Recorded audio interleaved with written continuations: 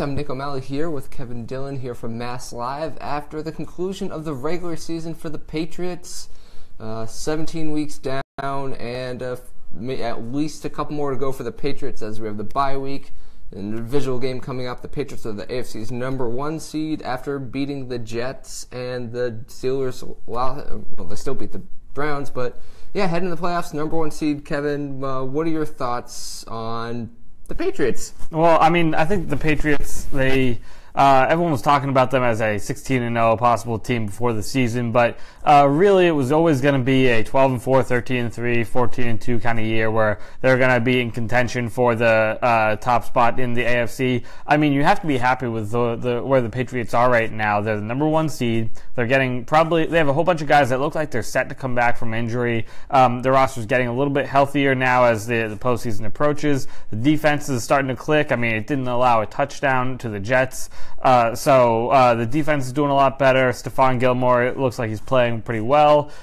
So the Patriots, I mean, they have to be happy with where they are. They have another shot at a Super Bowl here. The rest of the AFC competition doesn't look particularly strong besides the Steelers and possibly the Jaguars, although the Jaguars lost 2 in a row heading into the postseason. So the Patriots look like they're in great position here. 2 more wins and they're back in the Super Bowl. And I mean, as we found out last year, and pretty much every Super Bowl the Patriots are in, anything can happen in the Super Bowl. So it's a lot of fun right now, and it's sort of what we expected, but it's kind of like Patriots fans are spoiled kind of expected. Yeah, that's the thing as we get into the second round of the playoffs, or as we wait for the second round of the playoffs. The Patriots as the #1 seed, they don't know who they're playing yet. There are 4 possible teams they could play. They could play the Bills, the Titans, the Jaguars, or the Chiefs. Kevin Duffy wrote a column for MassLive saying that the Chiefs are the toughest matchup for the Patriots.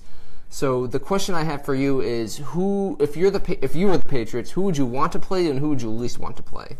If I'm the Patriots, the team I'd probably want to play, I think, is the Tennessee Titans. I think that they sort of backed into the postseason. They ended up beating the Jaguars there in the last week of the season to push themselves in. But if you look across the board, they haven't really been impressive in any aspect of the game.